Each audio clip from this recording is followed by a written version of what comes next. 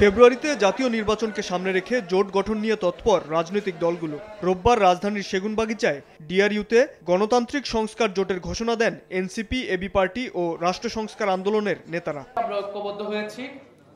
আমাদের এই যৌথ প্রক্রিয়া বা এই প্রক্রিয়াকে আমরা নাম দিয়েছি গণতান্ত্রিক সংস্কার জোট। জোটের মুখপাত্র এনসিপি আহ্বায়ক নাহিদ ইসলাম জানান, ৩ দলের পথ চলা শুধু নির্বাচন কেন্দ্রিক নয়, আন্দোলন কর্মসূচিতেও একসঙ্গে দেখা যাবে। জোটে যুক্ত হতে পারে আরও দল। এ সময় তিনি সতর্ক করে বলেন, গায়ের জোর কিংবা ধর্মের দোহাই দিয়ে আগামী নির্বাচনে সফল হওয়া যাবে না। আমরা মনে করি আরো অনেকগুলো দলের সাথে আমাদের এবং আরো অনেকগুলো রাজনৈতিক শক্তির সাথে আমাদের আলোচনা চলমান রয়েছে। আমরা চাই যে জুলাইয়ের শক্তিগুলা যারা পরিবর্তনের পক্ষে আছে, যারা পুরাতন রাজনীতির পথে দিতে চায় না, তারা আমরা ঐক্যবদ্ধ থাকবো। আপনাকেই বলছি, ইন্স্যুরেন্স করলে সিটিতে সুরক্ষা পাবেন নিশ্চিত।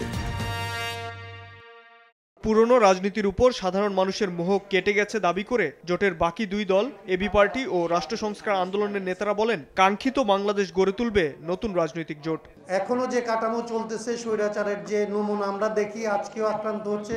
নির্বাচনে জোটের আসন বিন্যাস কিংবা প্রার্থিতা ধীরে ধীরে জানানো হবে বলেও জানান জোটের নেতারা। এই যে জোট প্রক্রিয়া আজকে এখানে। সাবার বোয়াসি, সময় সংবাদ, ঢাকা।